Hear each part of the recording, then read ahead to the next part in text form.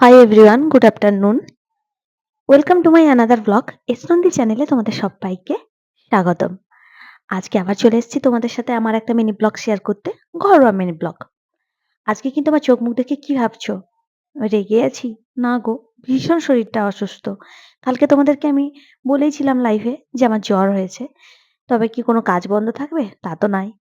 রান্নাবান্না তো করতেই হবে। প্রত্যেকদিন তো খাওয়া-দাওয়া করতেই হবে। সকালে আমি গ্যাসের এক সাইডে বসিয়ে দিয়েছি ঘি, আর এক সাইডে বসিয়ে দিয়েছি দুধ।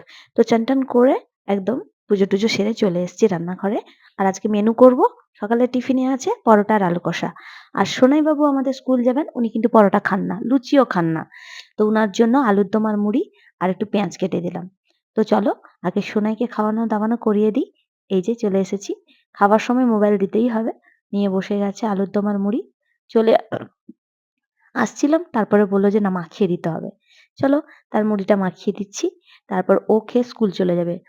তো ও রেডি হয়ে গেছে। ওর একার কাজ ও একাই করে নিয়েছে। ওর জন্য আমাকে আলাদাভাবে টাইম বের করতে হয় না। একা ড্রেস আপ করা, একটা জল ভরা, তারপরে বাইরে বৃষ্টি হচ্ছিল। ও চলে গেল স্কুলে। আর আমি এখানে চলে এলাম বাকিদের খাবার তৈরি করতে। পরোটা ভাজা আমার কমপ্লিট। তারপরে করে নিচ্ছিলাম ২ পিস রুটি। কারণ পুকুরে মাছকে খাবার দিতে হবে তাই।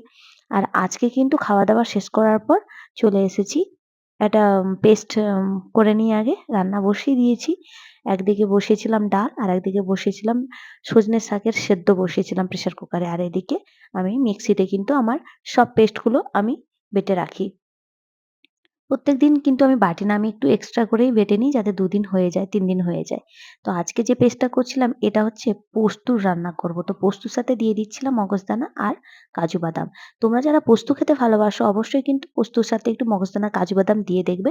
রান্নার টেস্টটাই কিন্তু আলাদা হয়ে যাবে। আর আমাদের বাড়িতে নিরামিষ মানে পোস্ত করতেই হবে। নাহলে বড় থেকে ছোট কারোর কিন্তু খাওয়া ভালো হবে না। পোস্ত করে দিলে ব্যাস বিন্দাস।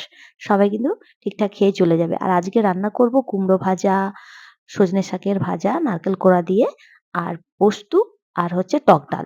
চালতা দিয়ে মসুর ডাল। আমি জানি সবাই কিন্তু চালতা দিয়ে মসুর ডালটা খেতে খুব ভালোবাসো।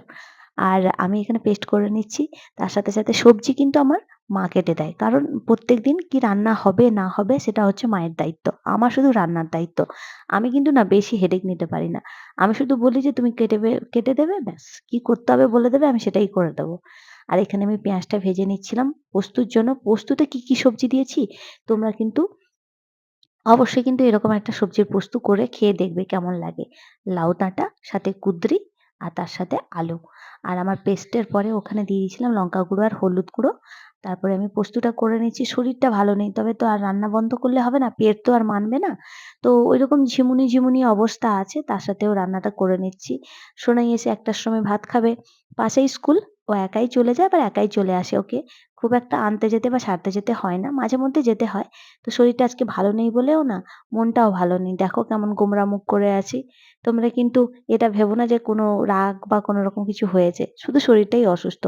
তোমরা যারা প্রতিনিয়ত আমাকে ভালোবেসে চলেছো, সাপোর্ট করে চলেছো তাদের কিন্তু আমার তরফ থেকে অনেক, অনেক ভালোবাসা।